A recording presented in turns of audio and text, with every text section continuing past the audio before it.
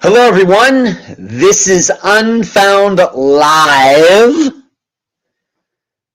for November 24th of 2025. How is everybody doing? I have a spectacular show lined up for you tonight. For anybody who is just listening and not watching, maybe those who partake in this Unfound Live show just as a podcast when it comes out every Tuesday. If I sound a little bit different, it's because I'm not using the microphone I usually use, because it's a little inconvenient for where I am, and I am in Pennsylvania seeing my dad, and it's just kind of hard. I'm a little jammed for space in this room. So I think you can hear me just fine. It's just not maybe as clear as it usually is. So if you were wondering, I, of course, have a fantastic show lined up for you tonight. Was working on it yesterday and today. As I always say when I'm up here seeing my dad, I do get work done. I'm just not as efficient. Things take a little longer to get done and things, but that's just the way it is. But as you can see, what is the guarantee that I always have for all the live shows? Whatever is in the title will surely get covered before the show is over. So you're looking at the topics that I always put three subjects in the title. Tonight we're going to take a look at the disappearance, still unsolved disappearance, of Michele Anne Harris. Not sure if all of you know about her disappearance. Her disappearance is what I would call the other 9/11 disappearance. Of course, everybody knows about Sneha Phillips, who went missing from New York City. Some people maybe believe on September 10th. People believe on September 11th. Well, this is the other disappearance, and coincidentally, it also happened in the state of New York, but not in New York City.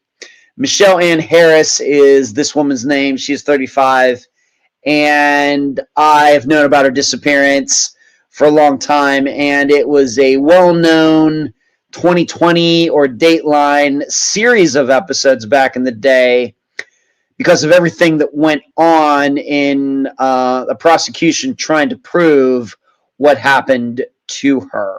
But she is still missing. Nobody's going to jail for her disappearance. Doesn't mean the state of New York didn't try. So we're going to get into that tonight, and I'm going to do my best to analyze it. I've not ever spoken to anybody in her family. I don't think that I've ever attempted to reach out to anybody in her family, pretty sure. So anything that I'll be talking about today is just information I gleaned from the Charlie Project, Wikipedia, newspapers.com, etc. It's I don't know if it's a tough one or not. I guess I'll let you decide. Next, I also want to talk about students solve a case. I'm going to congratulate them, but I also have some criticisms of the process.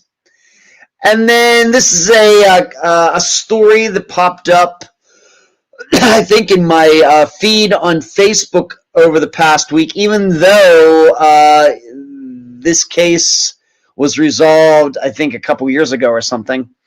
I want to take a look at this, the disappearance of a man. He was eventually discovered, but I'm just calling it the man in the closet. So you can guarantee that I will get to those three topics tonight. As you've also learned, since I've been doing this for several months now, usually when I, whatever disappearance I pick for that live show, for example, tonight's, of course, Michele Anne Harris, usually goes for quite a while. It takes a little time to go through that 45 minutes. I like to be in depth, make sure I don't miss anything. So that will take up a majority of the time tonight, and then I'll get to those other two topics, and we'll see what else I can get into before we are done. You can support Unfound through a variety of ways. I want to remind you, patreon.com. You can see it right there on the screen. You can also try paypal.me/unfound podcast. You can hit the join button here on YouTube. If you're watching on YouTube, some people watch on Facebook, and thank you to those people too. And then you can also hit the super chat button while you are watching tonight. And on that note, another way you can help out this particular show on this particular night, hit the thumbs up button. I want to see a thumbs up for everybody who is, I want to see the same number of thumbs up as people are watching live tonight. That would be nice. If you're a new person finding out about Unfound for the first time, hit the subscribe button, which is right over there. Like, share, tell your friends and family about the podcast and this channel. Let's see who is in here before I go any further. Hello, Charlie. What's going on? Going to see your mother in a few days. Hello, Amy. D, what's going on? Lisa, I saw your Chiefs pulled out the win yesterday. And Mary, how are you? Derek, yeah, happy Thanksgiving. We're coming up on that for all us we Americans here in a few days. Michelle, hello. D says I'm loud. Can't do anything about that. Turn your volumes down. It's kind of out of my control, D. So maybe you have to turn me down a little bit. It's okay. I won't be offended. Hello, Fishing. What's going on, Michelle? I'm not familiar with that case. I love learning about new to me cases. Not familiar either. Well, it's going to be an eye opener or an ear opener for those of you who do not know about Michele Anne Harris's disappearance. Lisa says, your son was at the Chiefs game. Fantastic. I love it. I love it. Lisa, thank you for letting us all know. Very nice. And I guess he got to see a win. I also am understanding that Taylor Swift was also at that game, right? I think so. Okay. Since everybody's in here right now, as I have often amazed, we have more people tuning in at the end of the live show than we do at the beginning. It's truly the opposite of many live shows out there. I don't know why that is. All right, let's get to what's going on with me since we all got together last week. Well, I have to start here, I guess, although something else important happened. I'm here in Pennsylvania. You can see the background. Some of you are familiar with this background. You may remember that I used to kind of sit more that way, kind of facing more to my left over this way. But, over the past year and a half, my dad got a bigger bed for me up here. So it takes up more room. It is surely more comfortable. But I can't sit the way that I used to, where you could actually see the door, that comes into this room. So I have to sit at an angle, and I'm actually sitting on the bed. But I'll be fine. But I'm here in Pennsylvania, seeing my dad. Going to be here for at least a couple of weeks. Drove up here on Thursday, left at 7 in the morning. And got here around 11:30. It still made it just with one stop. So I leave Clearwater area with a full tank, and I only have to fill up the tank once on the drive here, and it's usually just south of Charlotte, North Carolina. And when I got here, I had about 40 to 45 miles left on that tank of gas. It really is amazing. And Cars says it's getting 36 and a half miles to the gallon. And of course, almost all of it is highway, going 70, 75, dare I say 80 miles an hour. And I can still get that kind of gas mileage in the car. It's really good. Very comfortable car, even though it's an old car, but it got me here. And I listened to some, I have to be honest, I listened to some soccer podcasts talking about the United States men team, kicking Uruguay's butt last Tuesday night. I listened to The first part of the book Fahrenheit 451 by Ray Bradbury. I later, once it got like that last hour and a half on Prime Video, I was able to watch the football game that was going on Thursday night. What else did I listen? Of course, listened to some music for a while as well. But those were a majority of the things that I listened to over that time. Like I said, it's about a 16 and a half hour drive. I could have certainly done it faster, but there were two detours. One right around Charlotte. There was a bad wreck, and Waze took me off into the surface streets for a while and then got back on. And then even very close to my dad's house, the one bridge over the Ohio River was out. So I had to take a detour, and maybe some of you saw it on my personal Facebook page. I actually had to go through downtown Pittsburgh to get here, and I got to go through the Fort Pitt Tunnel where it opens up right there, and you see the city of Pittsburgh at night. Did not anticipate that happening, but that was the detour it told me to take, and that was an unexpected thrill. Can't remember the last time I went through that tunnel at night. Used to happen all the time when I lived here, cruising around and everything, but I really probably could count the times on one hand since I left Pennsylvania back in 1998. So the drive was great. The car was great.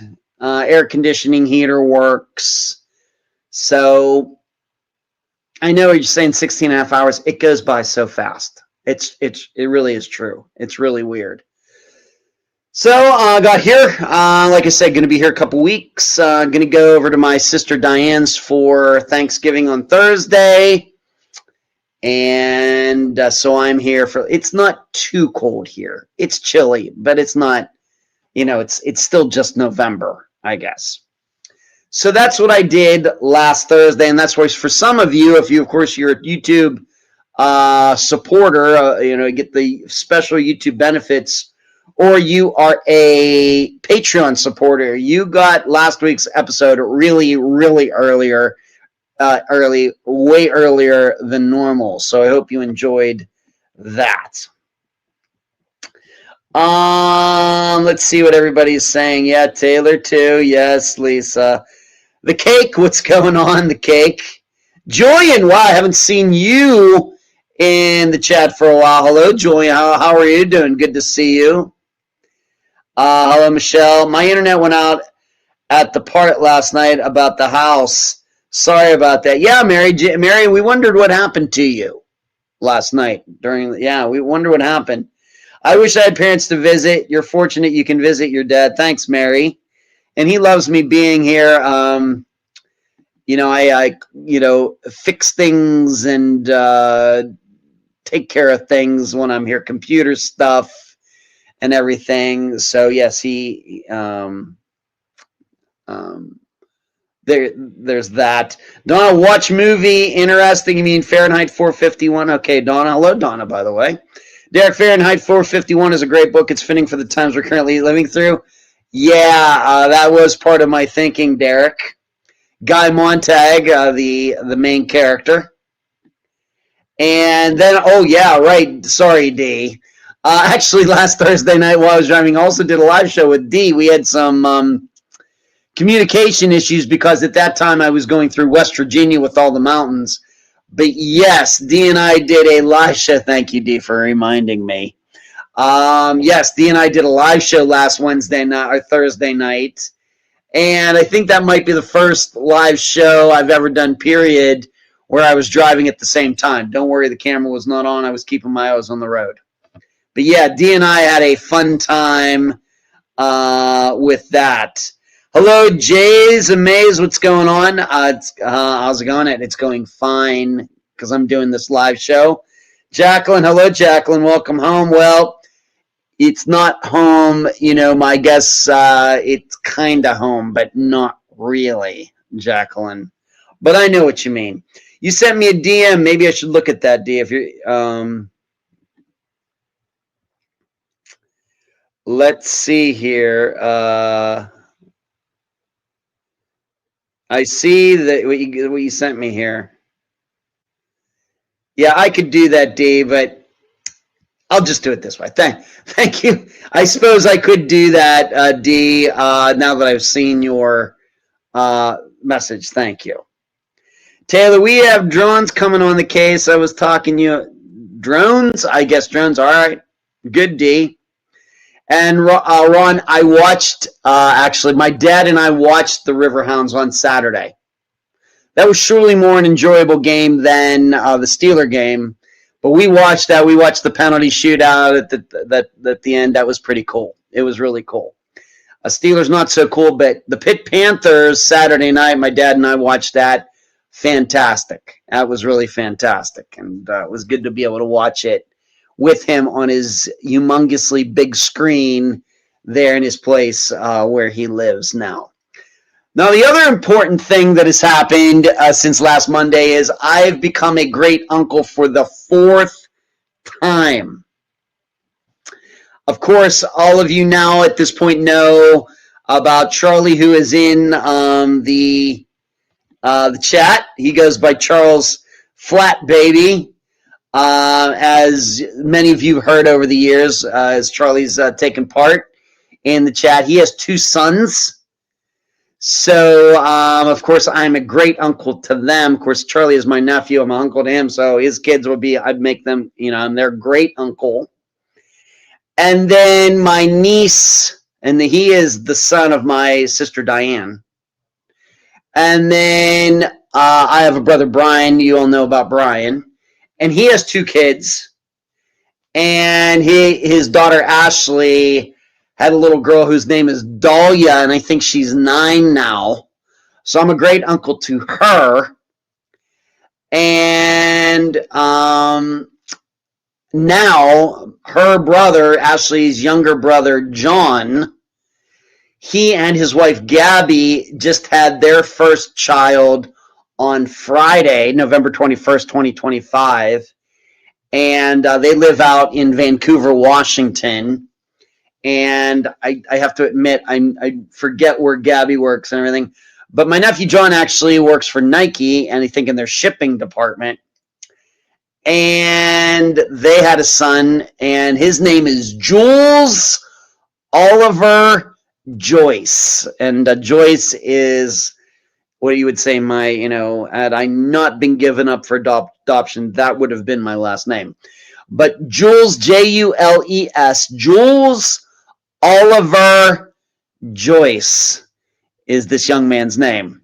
And like I said, he was born on Friday, November 21st of 2025. From my understanding, everything went fine. I'm thinking maybe that he was a little bit early, not crazy early, like not a month early, but at least a few days early, I think. But I haven't been told otherwise. So I guess the baby and Gabrielle, the mother, are doing just fine. Brother Brian did send me some pictures of this little fella, and it's fantastic. As you know, I don't have any kids. Fine by me, for a lot of different reasons, but happy for them. And, what's interesting is that, John, because of my siblings are so much older than I am. Of course, Charlie, we'll just say he's in his late 40s. And Ashley, my niece Ashley, is also into her 40s already. And John will be 40 on December 2nd. So he's becoming a father for the first time at a much later age than, average. And of course, we know, at least here in the United States, people waiting longer and longer to have kids. But his wife, I think, is about 5 years younger than he is. So he's 39, being a father for the first time. I remember back when I was doing at 39, it would have been 2009, going into 2010, and to think of me having a child at that time, that would just be no way. No way. Like I said, I just just not in the car. I thought maybe at one time in my life it might happen, but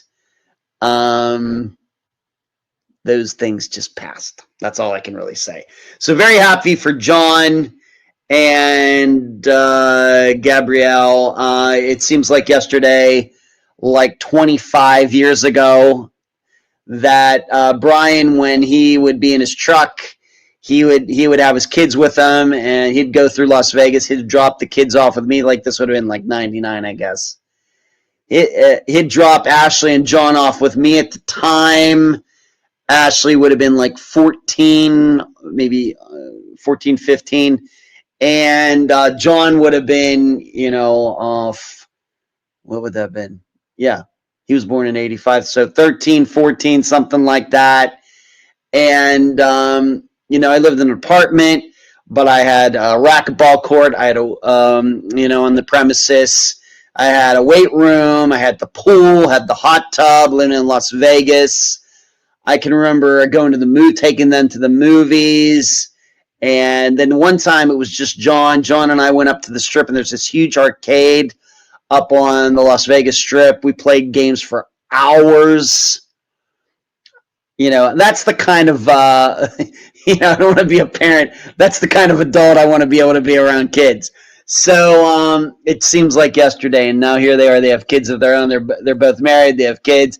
It's crazy. And Charlie, too. Charlie, who is in the chat. Unfortunately, Charlie, you never got out to Vegas like by yourself. That would have been a good time. Let's see what else we got going here. One coming from, you got Jones coming in from Oklahoma City and one from Texas. All right, for Summer Wells, okay, or maybe another disappearance, D. Congratulations, Michelle. Thank you. It's a great addition to the family. Spooky. I had been listening to you on Pandora. Interesting. Not too many listeners, I don't think, on Pandora. Fantastic for a few years. Happy to find you on YouTube. Hello, Spooky. Good to see you. What's going on? Michelle loves the name. Cool memories made. Sounds like, yeah, Michelle, for sure. Absolutely. You just wish you could freeze those moments in time. That would have been when I was 29, 30. If I wanted to freeze a part of my life in time, that would have been a good, it was a very cool, laid back, interesting, exciting time in my life, because I finally felt like I was getting a good foothold in Las Vegas and become very comfortable living there, and a lot of good things going on. I was starting at Star Trek and stuff. It was a good time to be 30 again. So, and what else? I went to see my buddy Brad play on Friday night. He playing with two people who I did not know. They played really well. Brad's a really good musician. Long-time best friend Brad. He also lived in Vegas. We were roommates for a while. He was 2 years ahead of me in high school. His brother Doug, who really technically I've hung out with a lot more in my life going back to those years because we were in the same grade. They're all musicians and everything. So I got to see Brad play here locally on Friday, and that was pretty cool as well. Brittany Horton, RID, thank you for clarifying. So that's so a lot has gone on since last Monday, and of course I knew I was driving up here, but wasn't really sure when John and Gabrielle were going to be having their child, and I think that I knew that it was going to be a boy. But really, to my knowledge, they did not decide on a name until the child was born. I think they were still a little bit up in the air regarding that. So I guess he's going to be Jules Joyce. Interesting. All right, so let's get to tonight's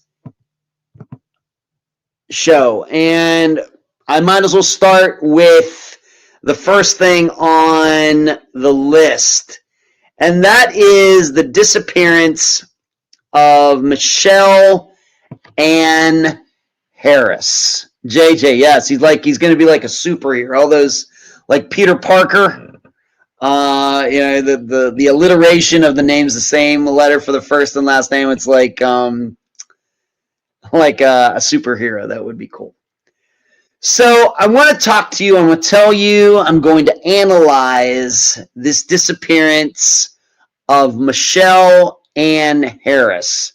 Now, you should know, as far as disappearances of regular people go, her Wikipedia page has to be the longest. And I think once I get into that, start going through all this, you'll understand why.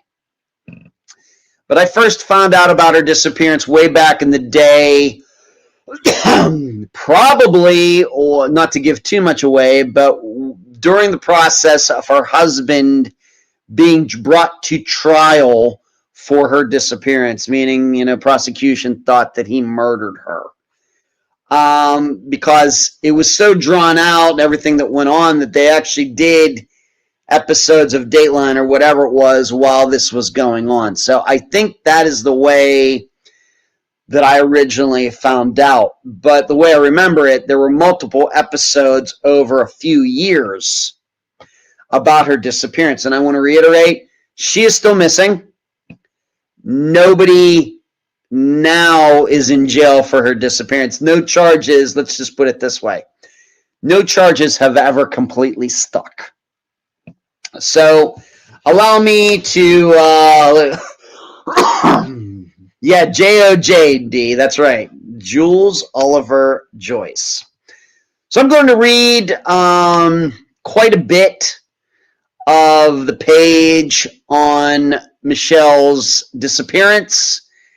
And as I've done before, I have a little list of things maybe that would be helpful to know that don't seem to be in the public record.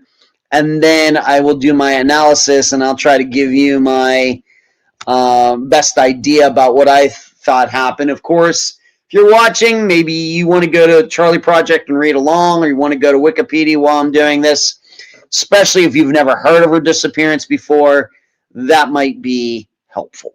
All right.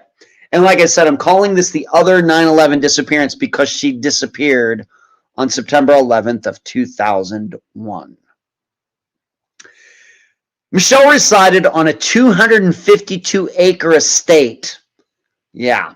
On Hagedorn Road in Oswego, New York in 2001. She was in the process of divorcing her husband, Kelvin Harris, at the time of her disappearance. She had filed for divorce 8 months previously. A photograph of Kelvin is posted with the case summary. Yeah, his pictures all over the place. Michele and Kelvin had 4 children together, and the family was all residing at the same house. Michele's attorney said that she had obtained an order of protection from Kelvin while they continued to live together. It prohibited any mental or physical abuse. You wouldn't think you'd need a contract for that. But the divorce was described as complicated, and Kelvin did not want to end the marriage. Michele had sexual relationships with several other men while she was married to Kelvin, and Kelvin had been unfaithful as well. Michele's attorney stated she feared the power of Kelvin and her in-laws, who own several car dealerships in the local region and are considered a prominent business family. Her lawyer said that the divorce would be finalized soon, and Michele would be financially secure for the rest of her life. Kelvin had offered her custody of their children and $80,000 a year for the next 10 years. Michele's loved one said that she was looking forward to a fresh start with her children. She had taken a job at Lefty's, a restaurant in the 400 block of Broad Street in Waverly, New York, and sometimes went to bars after work. Kelvin told family members and the police that Michele had been drinking heavily and possibly using cocaine around the time of her disappearance. But Michele's relatives and friends deny that she ever drank to excess or used illegal drugs. Her boss at this restaurant describes her as an ideal employee who was well-liked by her coworkers and restaurant patrons. Michele planned to visit New York City on September 13th and 14th. She told Kelvin she planned to meet a former classmate from the State University of New York at Mooresville, where she'd gotten an associate's degree in business administration. Michele told others, however, that she was going to New York City to pawn some of her jewelry, including a Rolex watch and 2-carat diamond engagement ring. She was having financial problems at the time. Calvin was ordered to cover the mortgage, bills, and other household expenses, in addition to giving Michele $400 a week in spending money. But she had run up $16,000 in credit card debt and owed $1,000 to her children's babysitter. Michele spent the day of September 11th with her family. She worked or maybe it was September 10th with her family. She worked her evening shift and departed from the establishment at 9:30. She never arrived at her own home and has not been heard from again.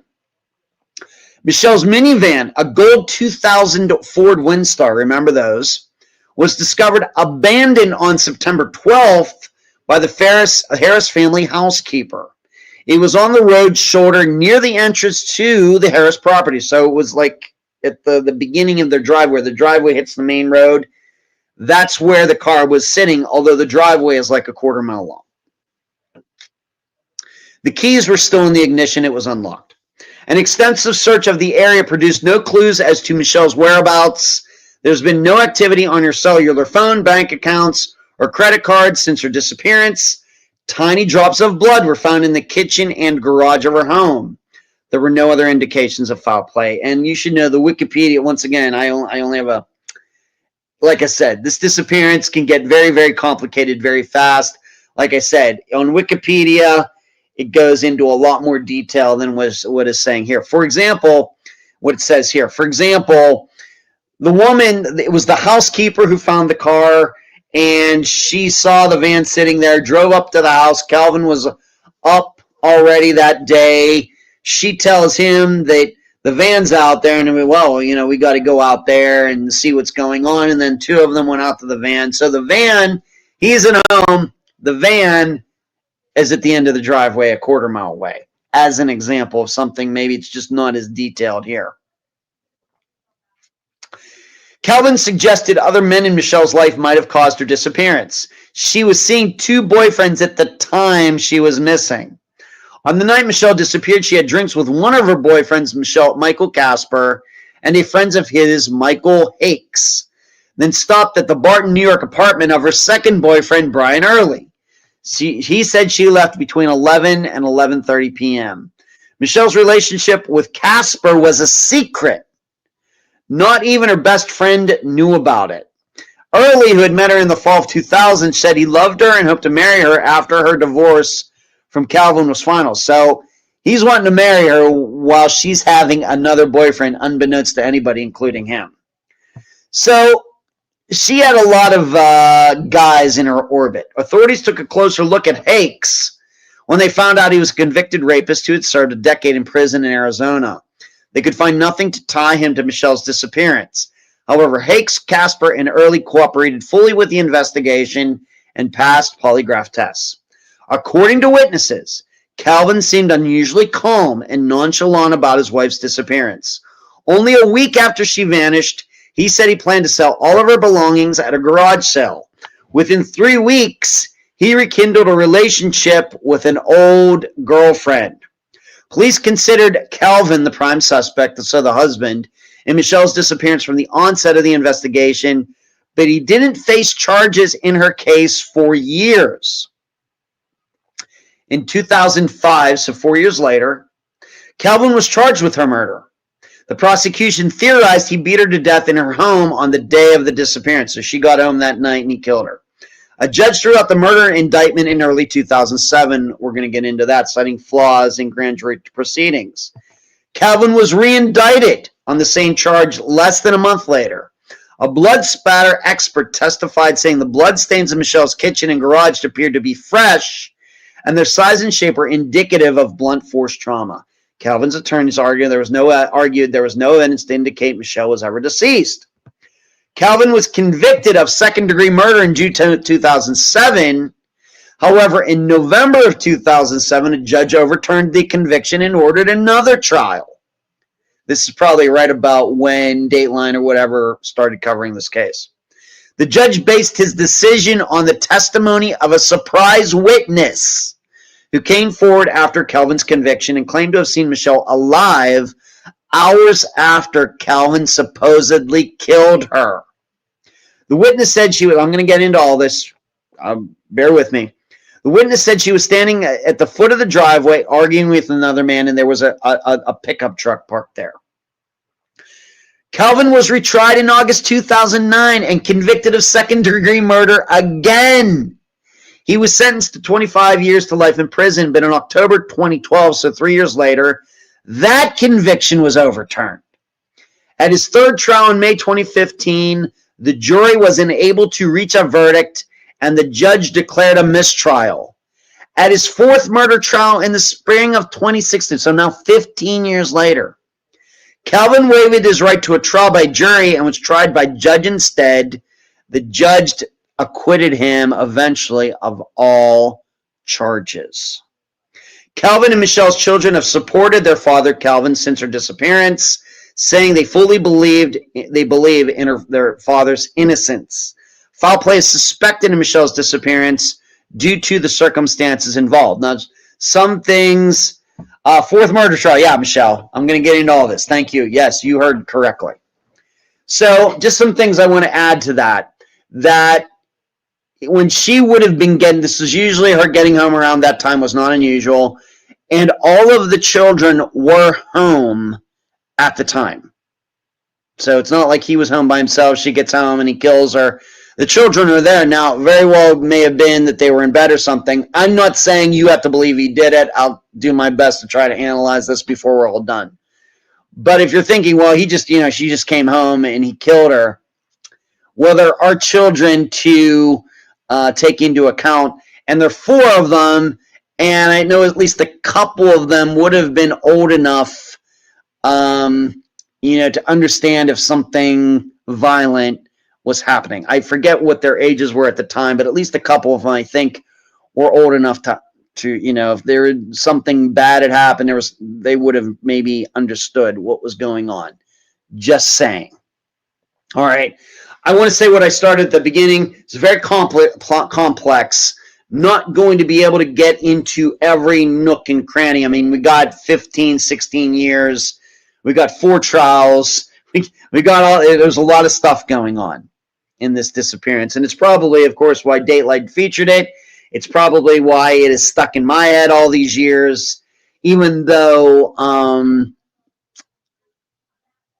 I've not made any attempt to reach out to, I guess it would be Michelle's side of the family. I don't think anybody on Calvin's side of the family, if I reached out, would want to talk to me, but maybe somebody on Michelle's side. But I've never done that. And I don't believe Emily or anybody else who has ever assisted me with Unfound has ever reached out to the family either. So I've known about this case. It's noteworthy, as Michelle is saying here, the number of trials for a murder case has to be some kind of record. And I do applaud the prosecutors. I mean, like I said, is he guilty or not? I'll let you know at the end. But, they kept trying, I guess. And although I'm not sure that Calvin is guilty. But there were a lot of back and forth, a lot of allegations back and forth, as you can tell. You can also have to understand that it probably shouldn't be a surprise, but when he was acquitted in 2016 or whenever it was, Calvin did file a wrongful prosecution suit against the police department and everybody else in that area. Maybe that shouldn't surprise you for all of this. So there you go. All right, so where does this analysis start? Well, relationships, as I keep saying, are the number one cause of disappearances. And I think, once again, the Unfound database, still working to perfect it. Relationships are the number one cause of disappearances. And it does seem like Calvin, her husband, they're going to be getting divorced. It does seem that, with this agreement, $80,000 a year, I would not pass up $80,000 a year, along with some of these whatever their other stipulations were made. It seems like Calvin and his attorney had agreed to that. So then why would he turn around? If he did kill her, why would he kill her? Maybe it very well may be that he started thinking about it and said, man, I don't like that agreement. Because it does seem that they were on the verge of signing the papers, and that is what the divorce stipulation was going to be. And so it very well could be, let's just say this. Kelvin had reasons to want her to make her go away and disappear or whatever. Let's just admit it. I think it's very easy to see. We know a lot of married men or people getting divorced. There's a lot of animosity going back and forth, and I'm not rule out that there are couples out there as they're getting divorced. They're thinking, man, I wish I could kill. I can't believe I married this person. I wish I could kill that person now. It's a common feeling. Of course, it rarely happens. The problem we have, on the other hand, is that everybody admits, hello, Cranky, what's going on? On the other hand, it's no secret that Michele had a lot of men in her life besides her husband. In fact, I don't know how many, going back many years or whatever it was, she was cheating on him, he's cheating on her, and so as I like to say, there were a lot of men in Michele's orbit, and I think that we've shown in at least a few of Unfound's disappearances how that can be a very bad recipe. Is the level too high? I don't know what I can do about that. Let me now that let me see if I can turn it down just a little bit. Hold on a second. Audio, sound. All right, input. Hello. All right. Man, it's almost down. Yeah, I'll turn it down a little bit more. That would be hello. Yeah, it's just I don't have a lot of control on that. I've turned it down a little bit. I'm sorry it's distorting, Cranky, but unfortunately I can't do much about it here, I don't think. Let me settings, banners, notes, people. Let me see here. Audio. Mic volume. Let's turn it down. There we go. Maybe that will. Let me know if that's any better. Sorry if it's so there are these. I told him, Cranky, yeah. So there are all these men and possibly a mate of the different men as well. Yes, that's right, Michele. So she had a lot of different men in her life, but as it says in here, and it says in multiple places, these guys were checked out, and nothing could be better. The cake sounds already. All right, thank you. All right. It's obvious that there were people, and if you look Michele up, can't deny, attractive woman, if that matters to anybody.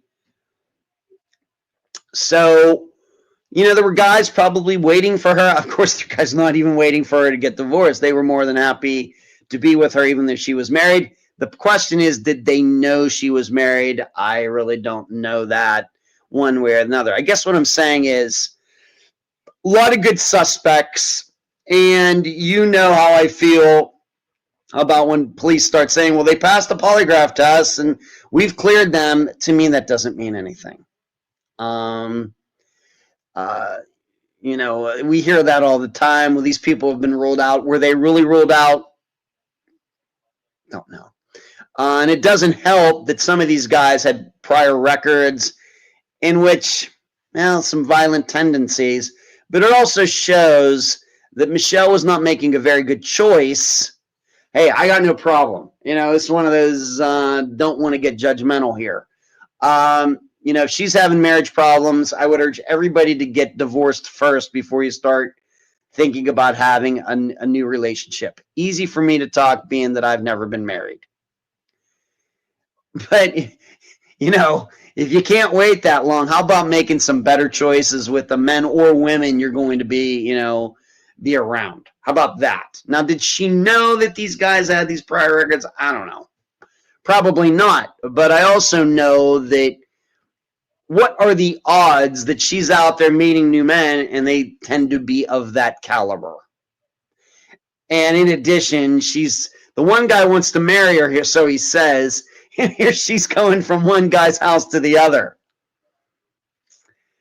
Michele sounds like a piece of work. Not that it matters, but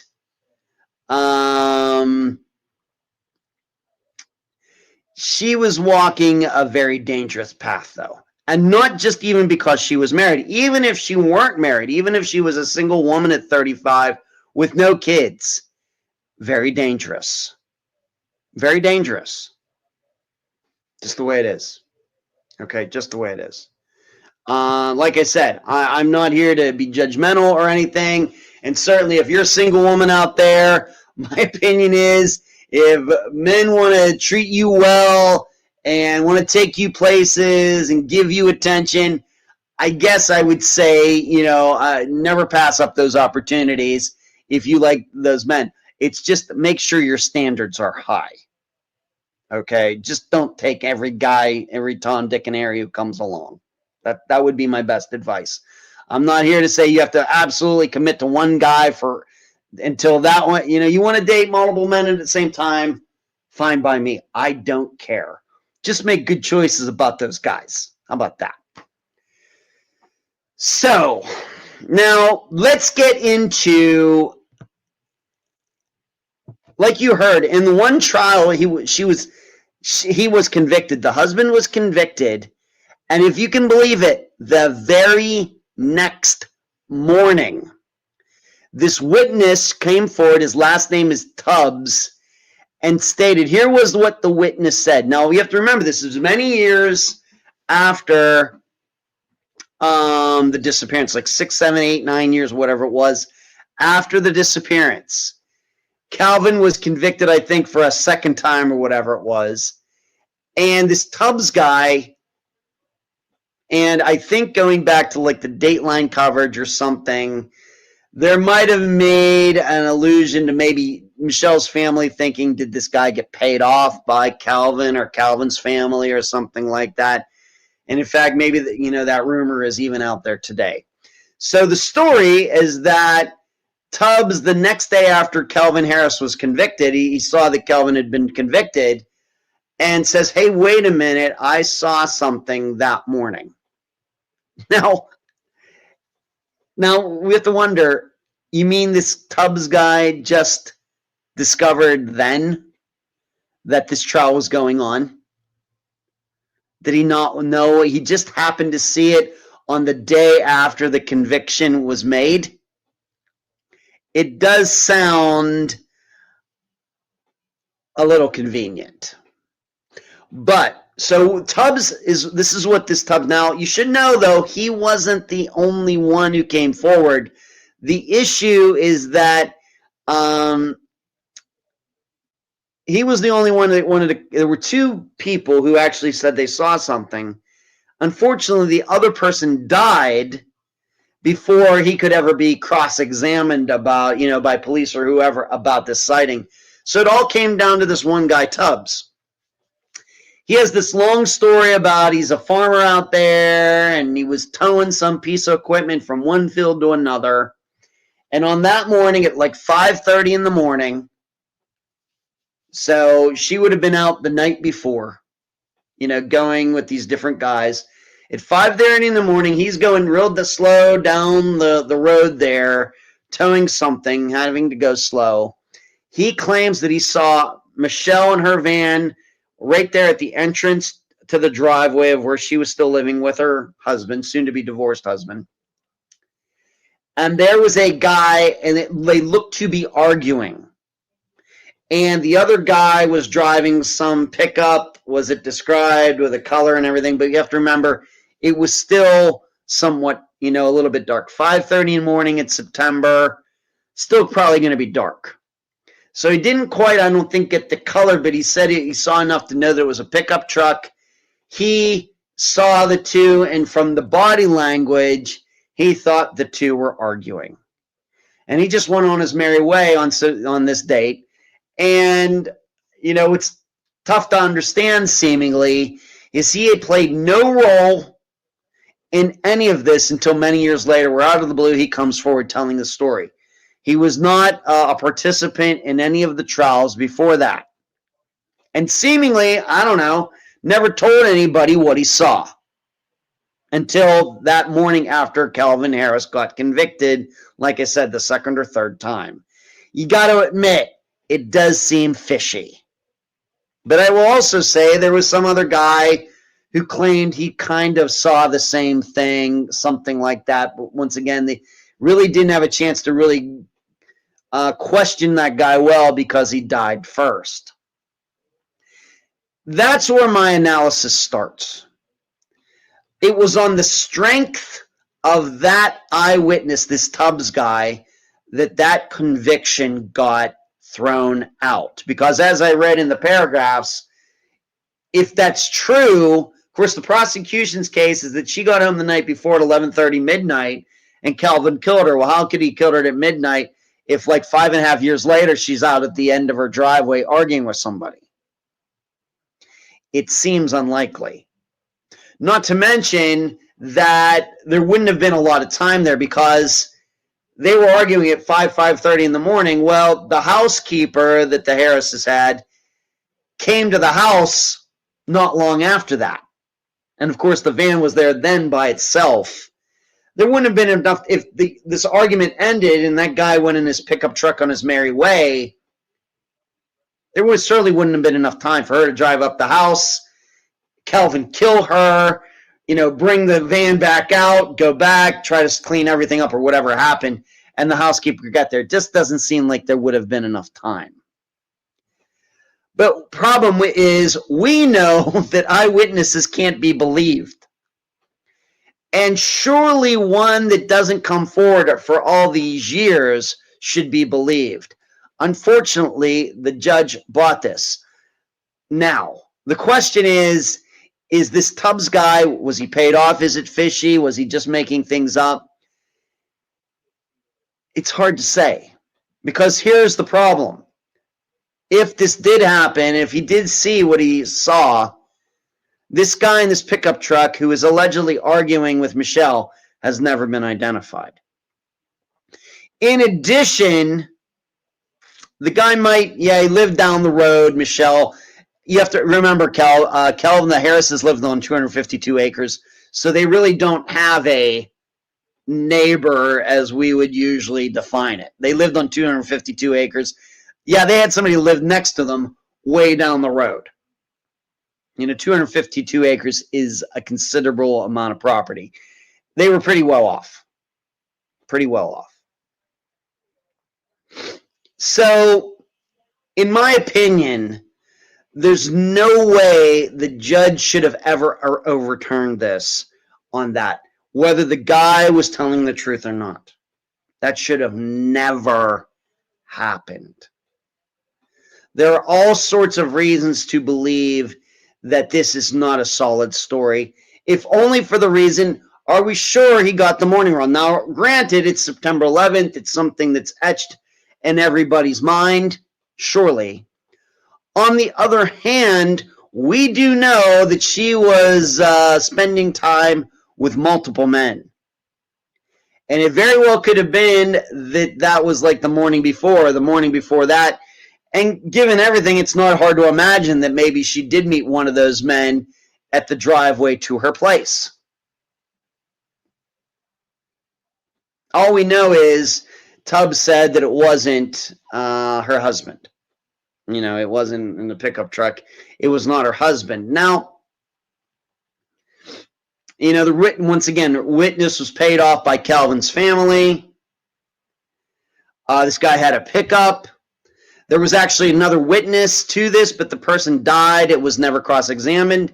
Does this lend more credibility to Tubbs, or did that guy get the wrong date as well? As you know, eyewitness testimony, it's the lowest standard. And then you add on top of it that neither of these guys came forward for years, and then the story, suddenly he knows something about it. It doesn't seem like he was paying attention at all. It just sounds very fishy. Not to mention, of course, the one guy, the guy who said he wanted to marry Michele, this guy's last name is Early, Brian Early. He claims that she left his place at like 11:30. Well, what if this story is true? What was she doing from 11:30 to 5:30 in the morning? She obviously didn't go home. Kelvin was said that. Would go home and then leave again or something? He would have known that. So where was she for those 6 hours that night if she didn't come home? I don't know. Nobody's ever come forward. In addition to that, if this sighting is true, if this guy had nothing to do with her disappearance, why hasn't he come forward? And I guess what we can also say is that none of these other guys who were mentioned, who saw her that night before on September 11th, none of them, I guess, have been able to give any names on who this guy might have been either. So, what are we talking about here? It seems unlikely. Sage Lake agrees with me. Could you have done something? Could he have done something to her? It seems to me a lot of guys could have done something to her. First of all, there's no proof that she left Brian Early's place 11 to 11:30. Maybe that's what he said. Maybe that didn't happen. And then if Tubbs is lying, maybe Brian killed her. Maybe this Brian Early found out, he wants to marry her. Then he finds out, she's boinking some other guy. Maybe he loses his temper, kills her. Figures, being that I know she's having problems with her husband anyway, I'll just go dump her van at the beginning of the driveway, and they'll think he did it. Of course, he would maybe need an accomplice for that, but you never know. Of course, then this would make Tubbs' story, the neighbor's story, the guy driving by's neighbor's story. If it's true, it certainly didn't happen that morning. On the other hand, we might look at it this way. Remember, she had the one guy in her life. Unfortunately, I have to go back up here and remember, this Michael Casper guy knew, but nobody even knew she was in a relationship with him, and I'm not even sure how police tracked him down. But that she was hanging out with this Michael Casper guy and a friend of his also named Michael. And then she went to Brian Early's place for a little while. And then allegedly Brian says, well, she left and I thought she was going home. What happened in the meantime if Michael Casper found out that she had another man in her life? You know where a good place to be would be to stop her? At the driveway going into her house. So we might look at it that way. Was he driving a pickup at the truck at the time? Was this Michael Hakes guy, his friend, driving a pickup truck? These would be interesting things to know. So this is what I mean.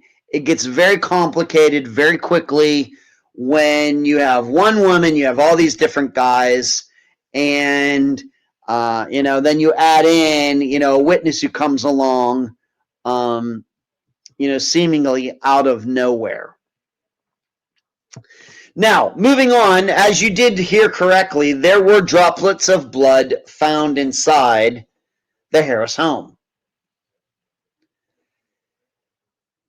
I don't, once again, being that we talk so, infrequently about blood evidence, about forensics on Unfound, this is certainly not my area of expertise at all. Zero. And I have to admit there is a part of me that enjoys, so many other podcasters get into that stuff that I don't, and I'm able to concentrate on other things that everybody else doesn't, is of great joy to me. But I will tell you just my general, hello, Rockford. Rockford makes his first appearance in the chat tonight. To me, this is not that overwhelming to me. How many years did they live in that house? Fingers get cut. You bang your knee. You scratch something, whatever else. I'm sure that if you looked around my condo in Florida and you might find a little droplet of blood here and there somewhere. So I don't know if it is as noteworthy as might be expected, because we have to start thinking, if she came home that night, he's ticked off about the divorce or whatever else, and he kills her. Is it really going to be something that generates a lot of blood? Would he shoot her? Would he really shoot her with the kids there? Bang, boom. Unlikely. Because I realize the kids have come to his defense all these years, but in the moment, there's no way he can guarantee it. And almost this would be in cold blood. She comes home, he kills her. This would be premeditated, and that would be a lot of problems. There would be no guarantee that the kids would keep their mouth shut about it. Because at least, like I said, I think at least a couple of them would have been old enough to know, I heard a bang and then didn't see mom. That would be enough to get Calvin in trouble. So you might think, stabbing, well, that's even more blood. That's messy. That could go anywhere. And so we might think strangulation, but then on the other hand, maybe no drops of blood would be, part of the scene. Now, of course, the prosecution is saying, well, we got in there and we found this stuff, and certainly they had probable cause to suspect Calvin. Makes all the sense in the world. Her car's found at the end of the driveway. They're going through a divorce, yada, yada, yada. They certainly had probable cause to go check out the house, and they found these drops of blood, but minuscule. And, of course, they said, well, it looked like somebody tried to clean something up. Well, they all say that. What are they going to say? But it should be also noted, on the other hand, that this was the evidence presented to a jury multiple times. They found him guilty. It was a judge by himself or herself, I don't know if it was a male or female judge, that eventually decided that Calvin Harris was not guilty. The juries decided he was. A judge by himself or herself decided he wasn't. So it seems the blood evidence must have been a lot more persuasive to the juries than it was to the judge. This is what, like I said, we don't do legal stuff at Unfound. There's certainly some really good legal, podcasts about trials and murders that go to trial and all the evidence presented. In fact, friend of the podcast, Julie Colley, has been doing this long thing about Brian Kohberger and all of that. She's been really getting into the depths of that. And we know there have been other podcasts that have followed a lot of different trials. Of course, podcasting didn't exist during the O.J. Simpson trial, but there's been some other big trials that have been covered. And, but that's not really, like I said, what we do at Unfound. So I would think, we all have blood drops in our home. This could be an example of confirmation bias. If she weren't missing, nobody would, if those drops are still found in the house, nobody would think anything of them. But we all know that, I don't, mean to sound like, like we don't clean our houses and condos and everything. But, we're dropping, we do something, we got dry skin, we're scratching. I know my dad, he, at his age, he, hits his arm on something and it easily bruises and it may bleed a little bit or something. There's probably blood all around that we don't even notice. We don't even notice it as being blood. This is something. Now, it's what I haven't seen is anything mentioned about blood in any of their vehicles. Now, they had a car dealership, which adds in a complexity to this. But there were blood droplets found in certain parts of the house. But I guess the cars, there's nothing about any bloods being found in the cars, even though, of course, they didn't find her on the property. Was she buried? What, this, that, the other. So like I said, not as straightforward a case as we might think. Rockford, the practical problem with this mess of relationships is that it creates reasonable doubt regardless who ends up being accused. That's right. Was it tested for whose it was? It was hers. It was hers. There might have been other, but the thing is, though, it might have been other people's blood too. So I don't know. Yes, did they find some of her blood in those droplets? Yes. Were all of the droplets found hers? I don't know. It's a very good question, Michelle. Good one. So the timeline, just to look at it a little bit deeper. Allegedly, she left Brian Early's place at 11:30 p.m. on September 11th, 2001. But if we're to believe the guy who I guess the one judge believed, but she was seen at the end of her driveway at 5:30 a.m., I will ask the question again, where was she for those 6 hours? Nobody knows, if that's even true. Nobody has come forward to say where she was for those hours, even though we have Michael Casper and his buddy, we have Brian Early, who all admitted seeing her. None of them seem to know where she would have been for those 6 hours from 11:30 until 5:30 when the Stubbs guy saw her. So, nobody's come forward to say where she was for those hours, yet police found all those other guys. And if somebody, let's say somebody followed her home, somebody was stalking her, some other guy, the guy decided to confront her at the driveway. Well, as I stated before, maybe she wasn't followed. Maybe somebody was waiting for her knowing she was coming home and the guy was going to sit there right at her place and wait for her. Certainly possible. Whether it's one of these three guys mentioned before, some other guy, who knows? But then the guy waited all night. That seems unlikely. So once again, we're back to, she's supposed to be coming home. Brian Casper, if we are to believe him, says she left 11:30, thought she was going home. But if we're to believe this witness, she's there alive at 5:30 in the morning. So some guy was sitting there all night waiting for her to come home for wherever she was. Once again, seems unlikely, not impossible, certainly physically possible. It just seems unlikely. Here's what I think I know for sure, though. Somebody outside of there probably most likely did not dump her vehicle there. If the vehicle was dumped there or it was staged there, Calvin surely did that. Surely.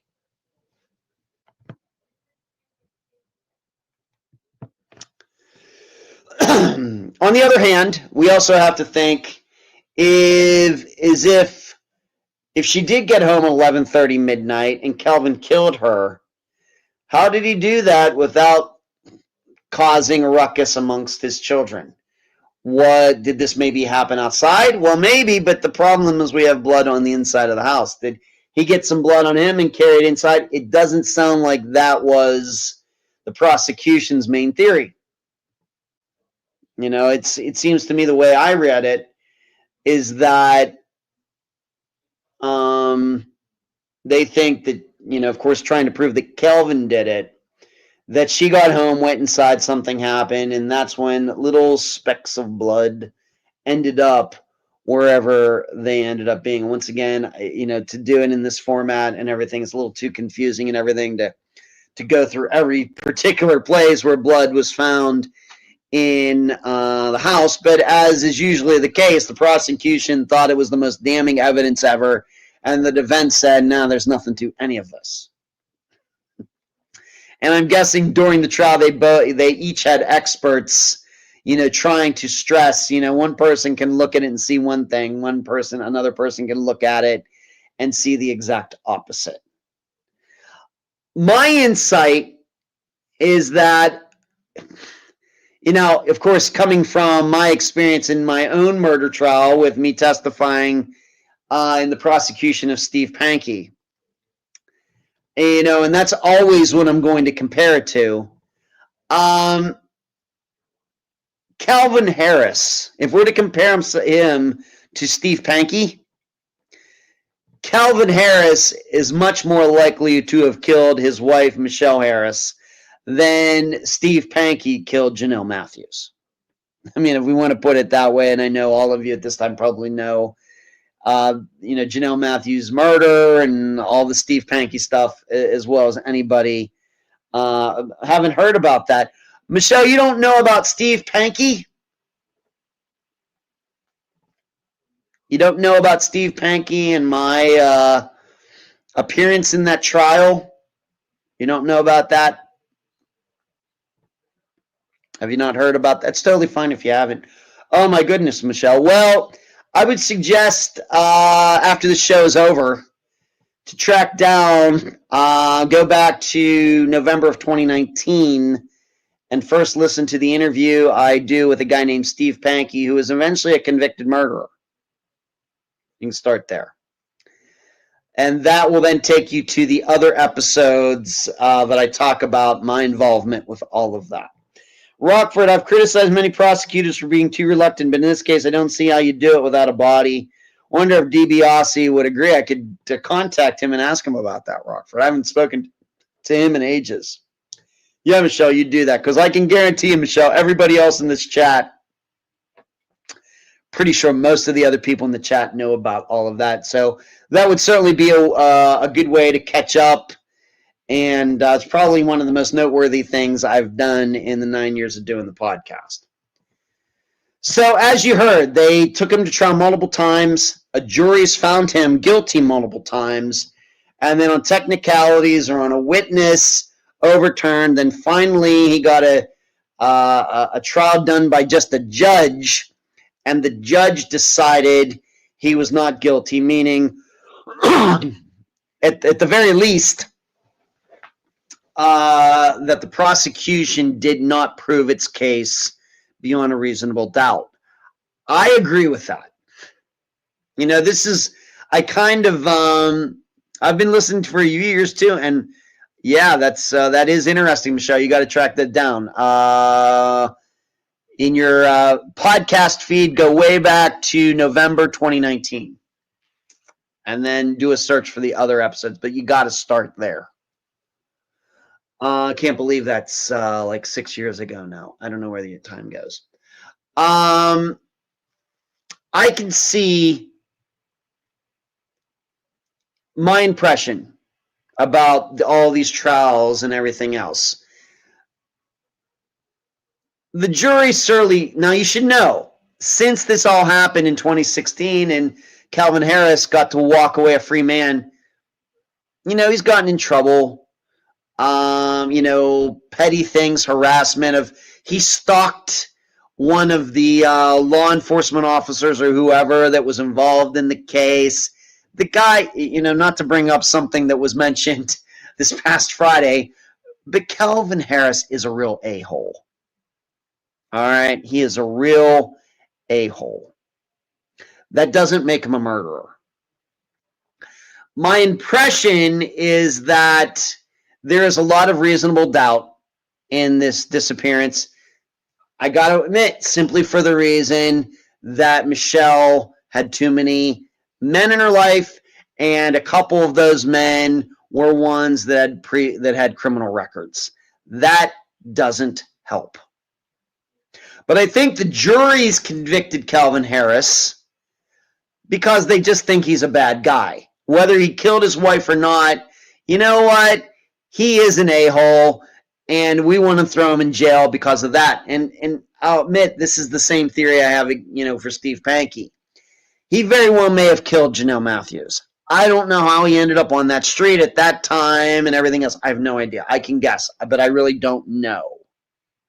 But here's what I surely know. The prosecution, even though I was a witness for the prosecution, surely did not prove their case. Yet the jury in the second trial still found Steve guilty. Why? I think because he's just a weird guy. I think. And so for the juries in these trials, I think it's kind of the same thing. Calvin Harris is a a-hole, for all these different reasons, and we're going to throw him in jail just because we don't like him. Because I think that there is reasonable doubt for this. Now, Having said all of that, do I think, in my opinion, do I think that Calvin Harris killed Michele? I do. I do. This disappearance reminds me a lot of Kelly Rothwell's, where she was in a relationship with a bad guy, and they were going to be breaking up. She was going back there to tell him, I don't want to be with you anymore, and because of that, I am fairly sure that David Perry killed her and then put her in a big bag that he had there and took off for New York and dumped her off somewhere between Florida and New York. It's very sad. But what did he do? Seemingly, my opinion, what I think happened is he killed her. Then he drove her car down the street, an area that I know very well. I go by this area all the time. Dumped her car, walked back to his place, got his things together, and took off. And the reason that is, I think this, how convenient. One of the problems that murderers run into, whether they're boyfriends or husbands or whoever, in cases like this, the one problem they run into is the car. They can't leave the car parked in the driveway outside because a lot of them are going to think, well, nobody's going to believe that, they're going to know that she came home, and, I'm going to have a hard time saying, denying that I knew that she came home, and then I'm going to have to come up with a story there. That's too difficult. So I have to put her car somewhere. The problem, if you're working by yourself, is that, well, how far do you want to put that car away? You can't put it 20 miles away. What are you going to do? Walk 20 miles home and think nobody's going to see you? And it's going to take all these hours, and you're not going to have an alibi, on and on and on and on. You're not going to do that. So what these guys try to do is they put the car far enough away from the condo, the apartment, the house, or whatever, to at least create some doubt. And so I think what happened here is that she came home, they got in an argument, he killed her. Why the kids didn't notice? Maybe they were already asleep. It's late, it's midnight or something. It is September. It's a long day. It was September 11th. Maybe the kids went to bed early. Something went on, and I'm guessing, given that they live on 252 acres, it's not the smallest house in the world, you know what I mean? And it very, very well may be that he didn't even plan to do it, as I believe a lot of these types of disappearances are. But then he thinks, dang, her car's out there. So he probably used her car to dump her somewhere, and then parked it right there at the edge of the driveway and walked in, knowing that he would be in there, he would be in the house, and it would be the housekeeper who was coming in that morning who would first see the van and not him. Fairly, how can sure? I'm not 100%. I'd not bet my life on it. I wouldn't bet my net worth on it, but I might bet $1,000 on it.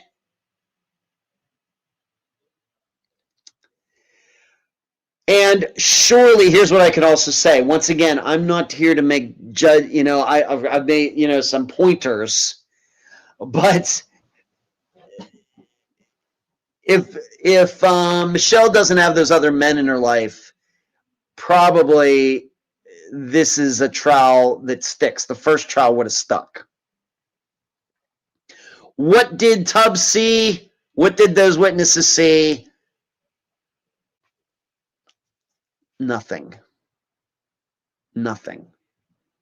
And if they did see something, they got it on the wrong morning. It very could have been a different morning when, yes, she was with one of her guys or something, and they were having an argument out there at the end of the driveway. But really, I'm more inclined to believe that stuff never happened. Now, I don't want to go to the whole point of it's conspiracy. This Tubbs guy was paid off. There's a lot of rumors about that. I think that if that were true, I think the police, given that they were so intent on convicting Calvin Harris, I think that they would have looked into this Tubbs's finances and everything else to find out if somebody paid off his mortgage or whatever else. They would have done that. But this stuck. That eyewitness account stuck, and it was enough to overturn a jury conviction. To me, it's crazy. I just don't think you would normally expect that. Nina says, yes, heard this one. It's obvious to me that it's the husband. The maid found some blood inside a couple of trails. Why can't he just leave her alone? She's a problem now. Rest in peace. D says, Chris Watts, did he do the same thing? And Michelle says 100%.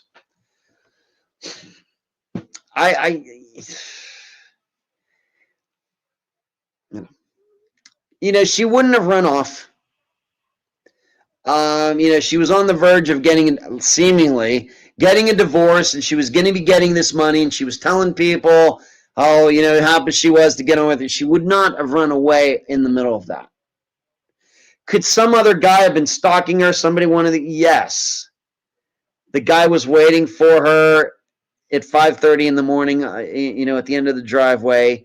It seems unlikely. Even if, what scenario, if this Tubbs guy is telling the truth, what scenario was it then that she encountered some guy at the at the start of her driveway at 5:30 in the morning?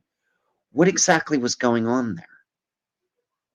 And where was she? I will say it again, from 11:30 to 5:30. That from the night before until then, nobody knows. I don't think it happened. But that guy just happened to come along right at the right time, and hence the reason that there are so many suspicions about this guy. But he's never been proven to have lied about it. So what are you going to do? So that is the disappearance of Michele Anne Harris. Like I said, I've known about this disappearance, 20 years. Got a lot of coverage on Dateline over the years, of course, starting with the first trial, going right up through to the last trial, not even 10 years ago. I'm inclined to think that if Michele had not had all these other men in her life, that the husband would have convicted the first time and it would have stuck. The problem we have is that she had those men, and who knows, there might have been other men. We just don't know. It's just too much reasonable doubt. But I do understand why the jury's convicted him. D says, selling rugs. What are you talking about, D? Selling rugs? Chris Watts? Selling rugs? Question mark. What are you talking about? I don't know what you're talking about, D. So that's Michele Anne Harris. I don't know how that's ever going to be solved. And I should mention one more thing about one of those guys, the Casper guy. To reiterate, he wasn't even known to anybody in her family or friends, didn't even know about him until after she went missing.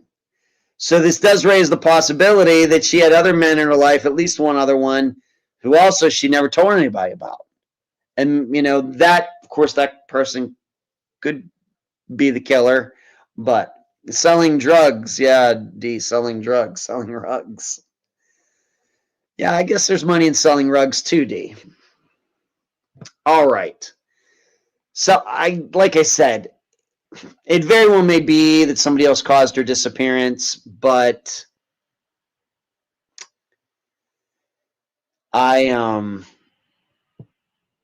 my money, at least a little bit of money, would be on Calvin doing it. And unfortunately, he got away with it.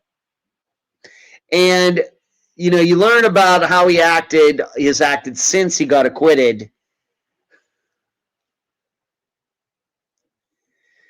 You can maybe visualize, what it was like being married to him and his personality and what could have happened that night when she got home. He has not been an angel by any means. All right, let's move on to students solve case. Let me read that.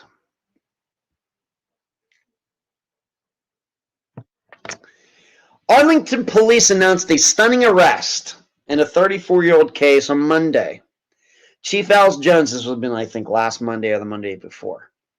Chief Al Jones said detectives solved the 1991 murder of Cynthia Gonzalez with the help of criminology students at the University of Texas at Arlington. Now, what's funny about this is I actually talked about this earlier this year when I heard that they were going to be allowing college students to look at criminal, unsolved cases, looking at the files that the rest of us have to file FOIAs to get. And of course, we know most of the time we don't get them. Well, could it have been a drug deal gone wrong? You mean waiting for Michele Harris? Could be. It still doesn't explain where she was for those 6 hours, D. She left the one guy's house. He thought she was going home, but then she's at the beginning of her driveway arguing with somebody at 5:30 in the morning. Where was she for those 6 hours? Could have been a drug deal gone wrong. But would she really have conducted a drug deal right at the entrance to her driveway? Whether it was 5:30 or whatever, it seems unlikely.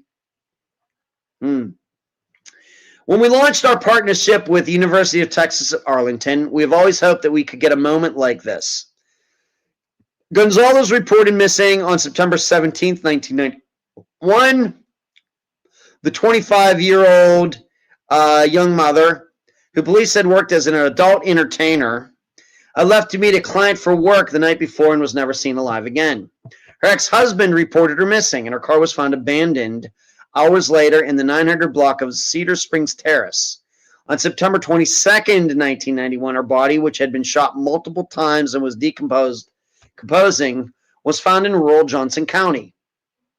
For 3 decades, neither her family nor Arlington detectives gave up hope that her killer might be found. With no full-time cold case unit, Jones said Arlington PD turned to the University of Texas at Arlington. At the start of the 2025 fall semester, police launched a new advanced course with UTA's Department of Criminology and Criminal Justice. A group of select students were given rare access to all the materials from the Gonzalez case, with the exception of the physical evidence. They'll let college students look at this stuff. The rest of us have to file FOIAs. You tell me if that makes any sense whatsoever.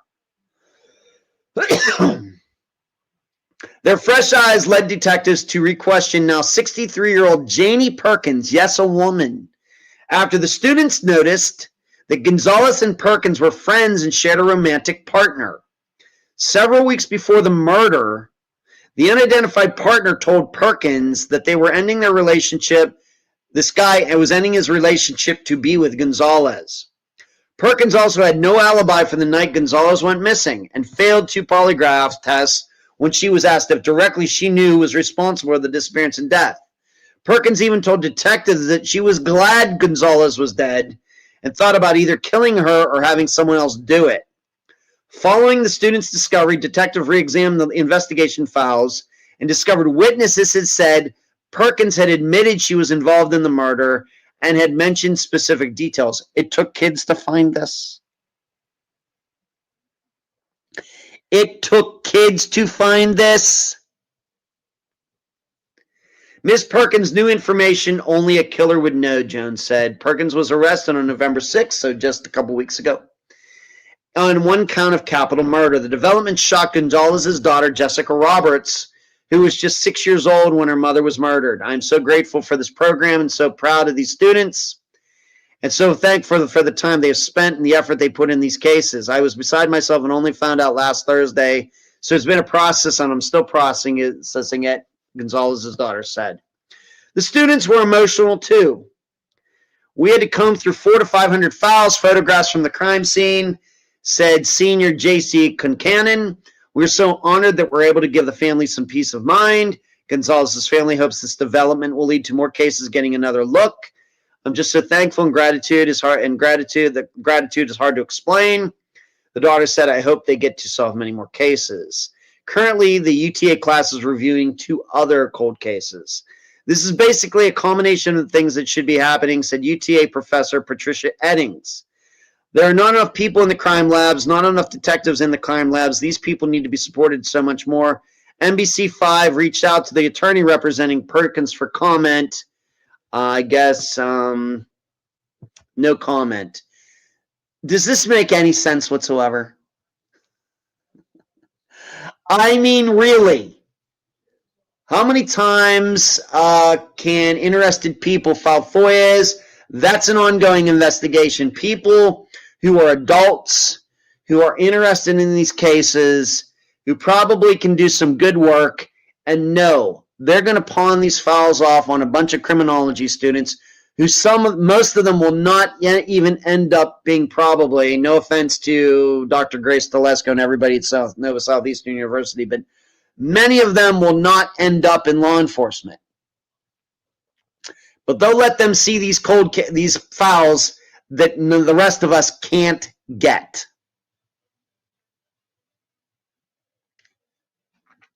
D says, yep, that's so wrong, D, because like you said, we have to pay and then hope we get the docs we asked for. Michelle, doesn't say much for the original investigation. It certainly doesn't, Michelle.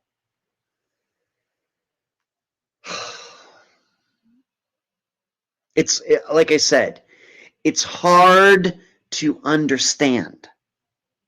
It's hard to understand. Like I said, so we have to FOIA to get info, but police will freely give out info to college students. Just imagine what could get done if experienced eyes looked at these cases. For example, imagine if I could look at all of the information on disappearances out there. Imagine.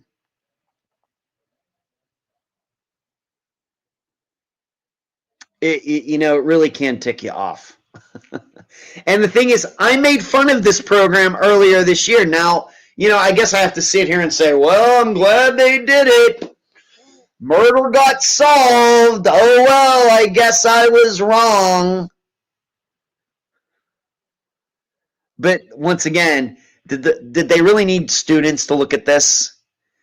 Did the police not see within their own files, what this Perkins woman said and everything? They couldn't put it all together?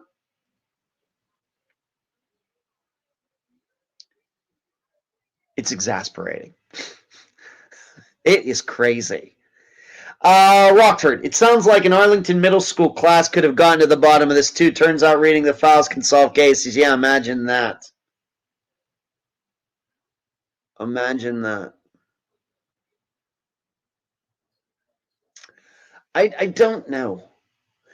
This goes on. Of course, I'm going to, before we're done here in 25 minutes, I am going to mention, of course, I'll mention what Friday's episode is. But you're going to hear something in Friday's episode about how our guest, Unfound's guest, was treated by police regarding that disappearance. You'll just hear it. And of course, this was but this was somewhat recently. This happened to this guest. What are police doing? Seriously, what the heck is going on? Michelle, okay, but how many others could solve cases who have insight and experience? I know. I agree, Michelle. I agree. Yeah, and as Deep brought up, not only do we file and get denied, but when we file and then get the reports, we have to pay for them. Going back to like Jennifer Perry's disappearance, when I got that, how much was that? I mean, it was like crazy amount of pages. It was like $180. These kids get to look at these files for free. Inexperienced eyes. Immature students. 18, 19, 20-year-olds. I don't know what is going on. It's like, in my opinion, this shouldn't be done. I realize this worked. This should not be done. It's not right. It is just not right. Are you trying to solve cases, or are you trying to create good PR?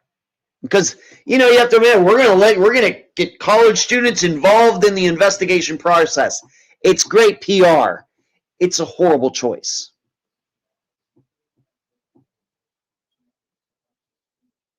D said the good ones quit and the others do that bad cases. I just can't say that word, D. I don't know. So if I sound exasperated, I am. And you should know, earlier this year when I heard that they were going to be doing this, I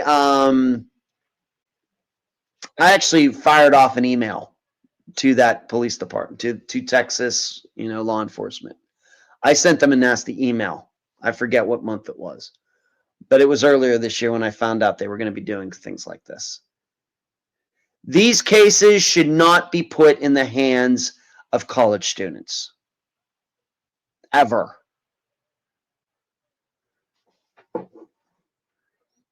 If you want people to help, we're right here. And we actually, know these cases pretty well. I don't get it.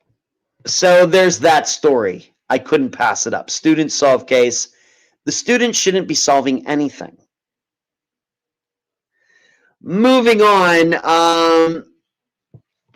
I had to talk about this story, even though it's a few years old, but you know how the algorithms work on social media. Suddenly the story from a few years ago, pops up, and then suddenly I see it everywhere. I don't know how those things work, by the way. But I want to talk about this guy that was found dead in his closet in his home. And this is one of those things where no amount of disappearance experience will help you solve a case like this. It's like Daniel Villarreal's. This guy's name is Richard Mage, or Madge, M-A-E-D-G-E. Richard Mage, M-A-E-D-G-E. A heartbroken wife has opened up about how her husband's dead body lay in their home for months without anybody finding it. Jennifer Mage, 50, reported her husband Richard missing after he texted her in April 2022 saying he felt unwell, so he was leaving work early. When she got home to her 2-story house in Troy, Illinois, Jennifer found Richard's car in the driveway, and yet there was no sign of the man himself. Police eventually searched the house, but also concluded that he wasn't at the property. Man, police just really getting hammered in tonight's live show, and I don't mind it. It turns out this was not the case, and his lifeless body was in fact lying in a hidden cupboard under the stairs. Speaking to People back in 2023, Jennifer said it wasn't until she was looking for Christmas decorations 8 months after Richard disappeared that she chanced upon his remains. She explained that she was rifling through a sort of closet within a closet beneath the stairs when she shined a flashlight on what police later identified as her husband's mummified remains. Richard, who was 53 at the time, had died by suicide, Jennifer confirmed, and there was no signs of foul play. He actually hung himself in this little hide spot. Yes, yet questions were naturally asked about how his corpse could have remained undiscovered in the house for such a long time, particularly since authorities conducted 3 separate searches of the property accompanied by cadaver dogs. Remember what I said about dogs? During their first visit to the house the day after Richard went missing, officers noticed a sewer-like odor indoors, but could not locate its source. Chief Deputy Coroner Kelly Rogers later added that the smell was still lingering during their second visit. Rogers suggested that The most significant barrier to Richard's discovery was the state of the property, which they described as a hoarder house. Jennifer contested this description, noting that hoarder is a strong word. However, in her interview with People magazine, she conceded that her husband didn't want to ever get rid of anything. The 50-year-old explained how over the 8 months following Richard's disappearance, she scoured his notebooks and journals for any clues as to where he'd gone. During this time, the unpleasant smell persisted, and so she called in a plumber. They too agreed there was a whiff of ammonia about the place, but just like the police before them, with the dogs, failed to identify where it was coming from. Those dogs kicking butt, man. Kicking butt. The smell did not take up the whole entire house. It was very, very confusing and everything because there's not a basement or anything. It's more of a crawl space and a cellar. Plus, I have 4 dogs and a cat roaming around, so you get it from different smells, I see. And then also, my sinuses were bothering me at the time, so you're trying to figure things out, and you're getting confused as to where the smell is coming from. She also noted that the cupboard where Richard's body was found had originally been accessible by a hallway door. However, after the couple remodeled the house, it could only be entered via a door hidden inside a larger outer closet. Sounds like a fun house. By the way, if I ever hit Powerball and get to build my mansion, it's going to have all sorts of hidden doors, hidden hallways, and all stuff. So I can't wait, by the way. It was a concealed room, so more than likely that took up a majority of the smell in there, she said. Understandably, other members of Richard's family are demanding answers as to how police failed to uncover his body, instead leaving the task and the shock to his poor wife. Mistakes were made. I want answers, Richard's sister, Marilyn Tolliver, said.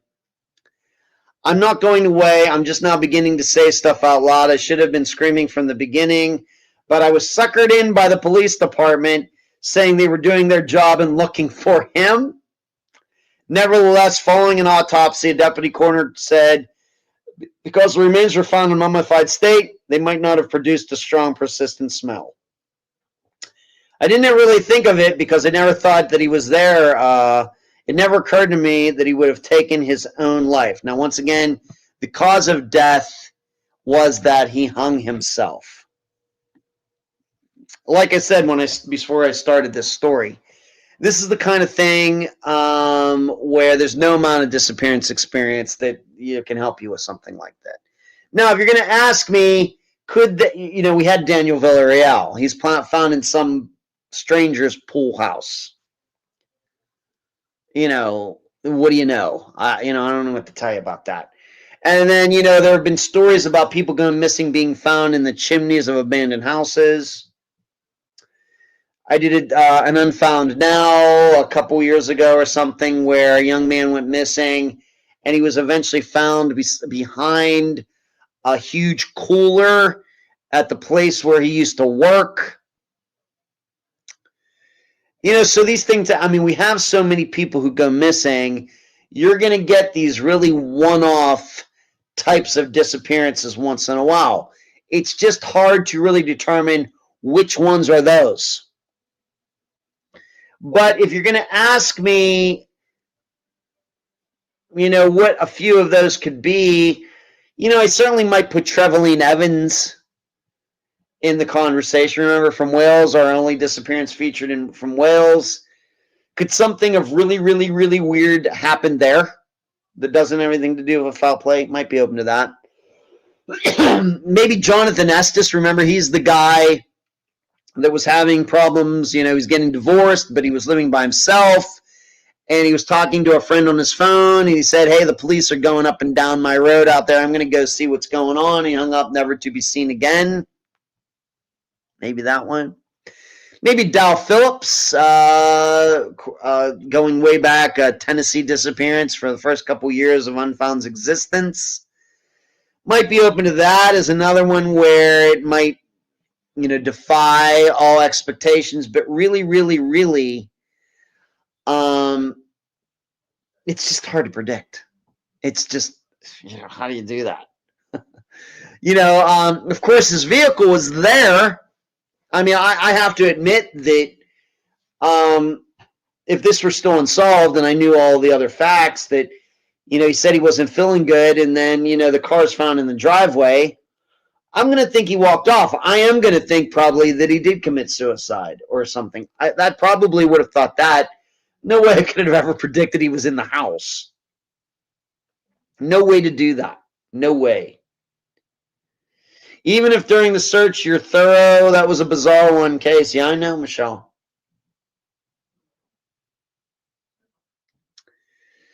And no, I'm not suspicious of this wife at all. There's, obviously the sister of the guy is, complaining and everything else.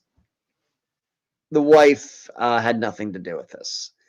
Obviously, this guy was going through something. Like it said, it seems that, she's making out to be that, their house wasn't very well taken care of. It was a kind of, the police described it as a hoarder situation.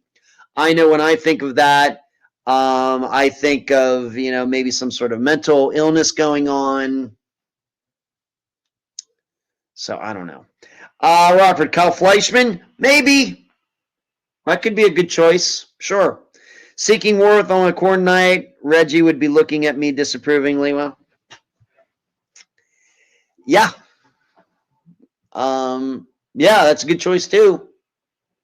I don't know. Of course, I did a street view and a map for all of that, as you know, Rockford. But I've never been there. I drive by Charlotte every time I go back and forth between Florida and Pennsylvania. And even this time, as I was going by there, Kyle Fleischman, oh yeah, this is where Kyle Fleischman disappeared. Certainly. Certainly possible. Sure. So there are weird ones out there that are, I can tell you for sure that right now there are many disappearances in the United States that are unsolved that are just like this one, where the missing person is in a place that no one would think to look. And really, in a way, really isn't what we would say hidden. It just can't be seen, and nobody would think to look there. Michelle, to me, this was on the police. It sounds like it was a messy or dirty, and they didn't search the house nearly like they should have. I would have to see the house for myself, Michelle. Rockford, we did a FOIA for police reports that night, looking for break-ins and such. Yep. That's a good choice, Rockford.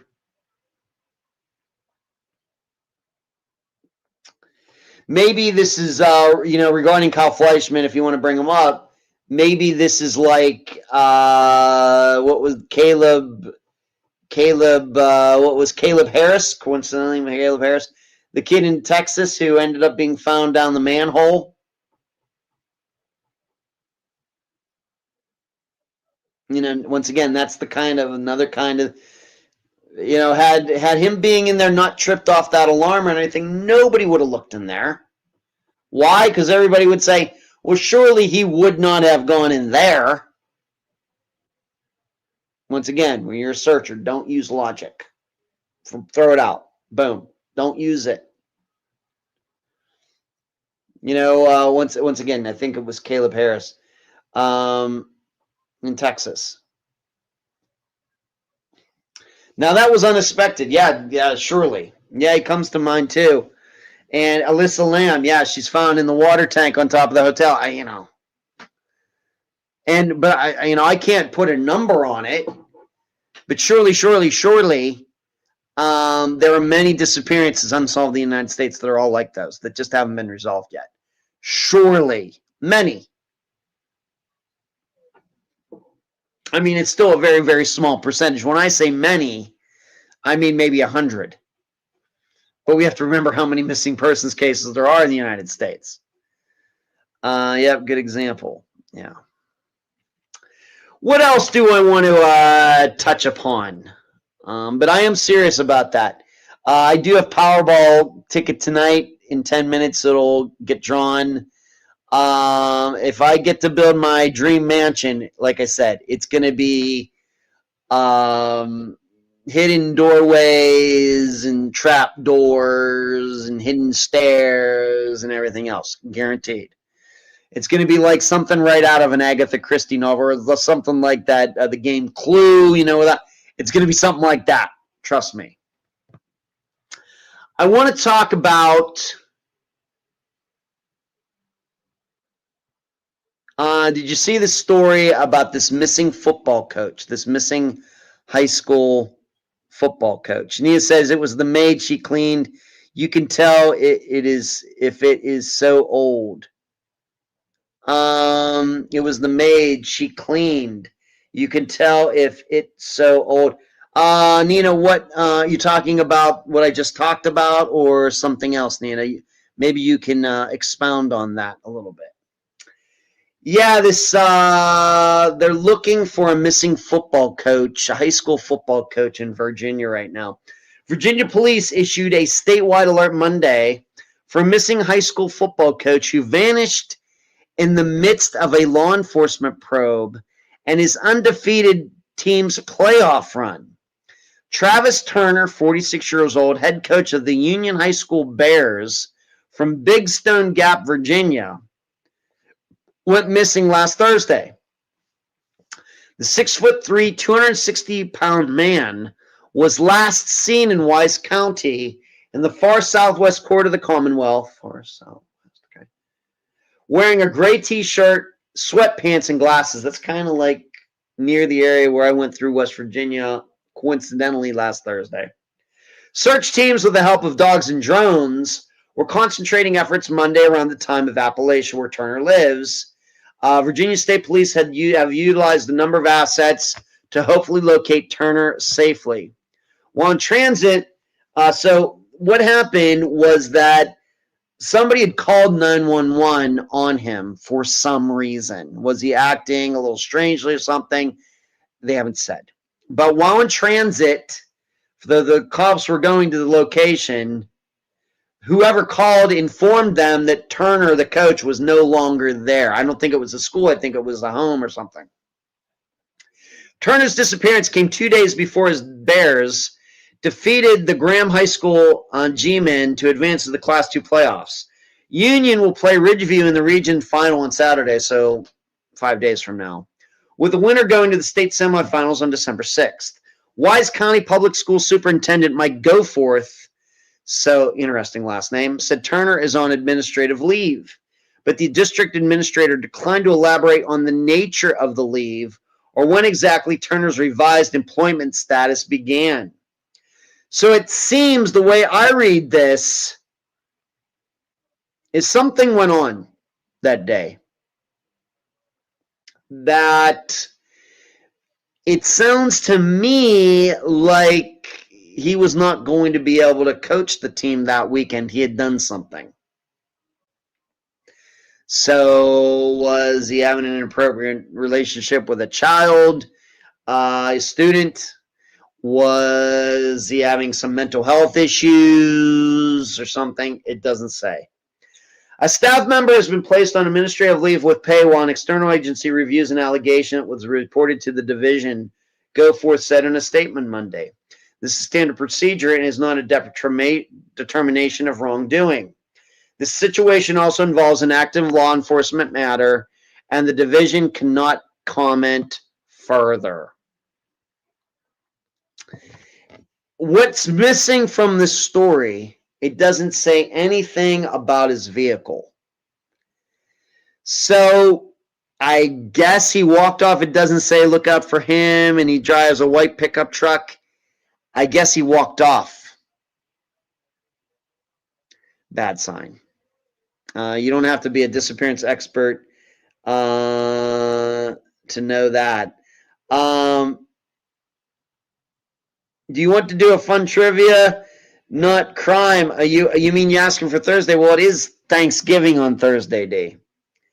Michelle says, sketchy. Yes, the news alluded to relations with the student. Did it? I didn't see that news. Wow. Yeah, that would be bad, Michelle. Yep. Coaching that team. Yeah. So be on the lookout for him, but being that it seems he went off on foot, and it's been what since fast Thursday, Friday, Saturday, Sunday, Monday, 4 days, and especially if it does have something to do with relationships with an underage student or a student period, we got to be thinking this was. Might have to start thinking this guy killed himself. Maybe it was something else like regarding money or something. I might be more inclined to think that he was still alive, but he surely knows, that he's in big trouble now. Yes, I was thinking maybe next week. All right, D, next week's fine, but yeah, this Thursday, let's not do anything for Thanksgiving. Michelle, for sure they are searching the woods behind the house or school and expect possible suicide. That makes a lot of sense. Yep, pillar of the community, leading this football team undefeated. They're in the state playoffs, all of this glory, and then this happens. This does remind me, given that I'm back in Pennsylvania right now, although I'm not in my hometown. I don't know if how many remember this story, but some years ago, the police chief of my hometown of Leechburg, PA, he was thought of as being a pretty good guy, and on a July 4th, he blew his hand off or something, handling a firecracker or something. Yeah. And the entire community, raised money for him, did all these benefits for him, trying to help his family out as much as it can and everything. Stop, like I said, I forget what year it was. But less than a year later, he was caught communicating with what he thought was an underage girl for sex, and it ended up being an operation by I think it was the Pennsylvania State Police, trying to catch online predators. He was doing that. He was trying to meet an underage girl for sex. Going from all of these heights, police chief, and of course he had an accident and everything else, and getting all this attention and sympathy and everything. And then after that, after he'd been caught and everything else, I think later he tried to, I don't know, tried it again or something. I forget what, but yeah. I mean, you talk about a huge scandal in my hometown. Oh my goodness. I forget what year that was now. Might be was it before or after my mother died? I'm going to think it was before. So it was maybe close to 10 years ago now. Yeah. They were hoping his winning team would help his situation. I don't know. Yeah. If you're having, getting, nothing's going to save you. I don't care how well your team does. Yeah. It is disgusting. All right, let's get to Friday's disappearance. We're going, I guess Michele Anne Harris was in the state of New York. We're going to be in the state of New York this Friday for the disappearance of Noreen Higuchi Brown, Norine.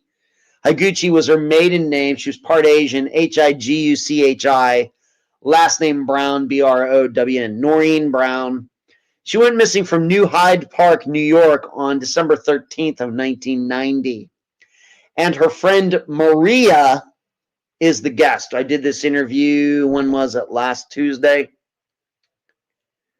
Wednesday. And this is certainly the man said type of disappearance. And where, seemingly the marriage was not going well. And